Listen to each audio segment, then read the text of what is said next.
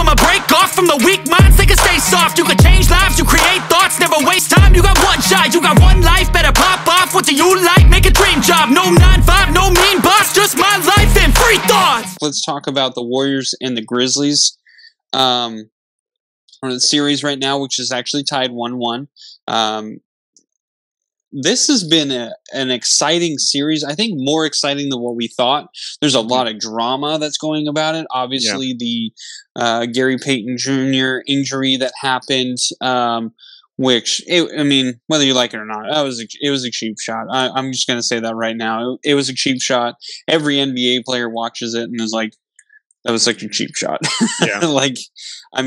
You want to play tough, but you just don't do that in those times. So, unfortunately, he looks like he's going to be out for the rest of the playoffs, which is kind of sad. But I don't think he was like an offensive piece that they really needed. I think it was more defensive.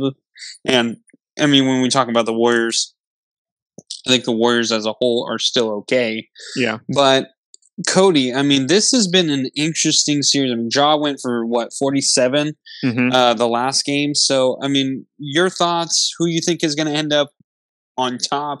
What's kind of your analysis on this game so far?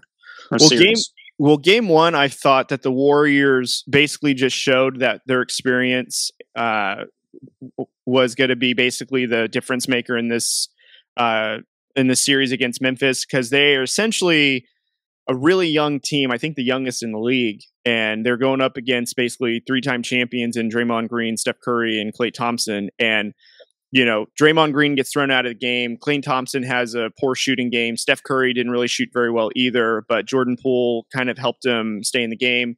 Steph Curry found his shot, late in that game in game one. And in my opinion, I thought, Memphis had everything for them to basically win game one, and then they still found a way to lose. And then game two, obviously Memphis came out way more physical, and the Warriors hung in there. The Grizzlies did break away, and John Morant just basically took over. But I think the thing too that we have to remember is, like, Klay Thompson went something ridiculous, like 2 of 14 or 2 of 16 from 3-point range.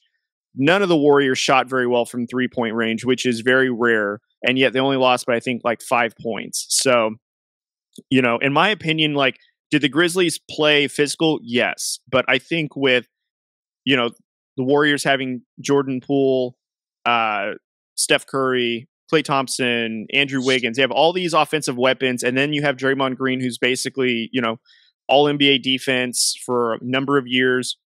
Even though he's a little older, has been injured, for most recently in his career, he's still a really good defender.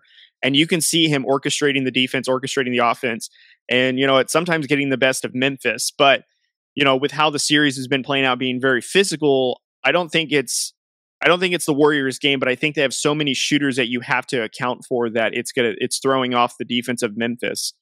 But in my opinion, I think the Warriors still will pull this out. It may take 6, maybe even 7 games, but there's no way the Warriors are shooting poorly from 3 for the rest of the season, which I think is the biggest factor, because there's nobody on the Grizzlies team, in my opinion, that can keep up the volume of threes that the Warriors will.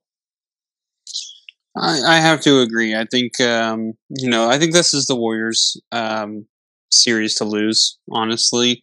The Golden State Warriors are an incredible offensive team, and we always talk about their offense. We always talk about Steph Curry hitting his threes, Klay Thompson hitting his threes, Jordan Poole lately hitting his threes. Even Draymond Green every now and then will hit his threes. So, Otto Porter Jr., he's a guy who can hit threes. Andrew Wiggins. They have so many guys who can hit all these threes, and they're very talented offensively. Not saying that they're not at all.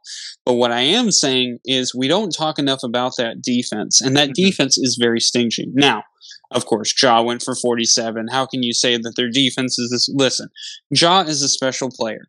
Giannis puts up numbers even against a stingy Boston team. They're just those guys that can still get their points no matter what. But I will say this. The first game was very close.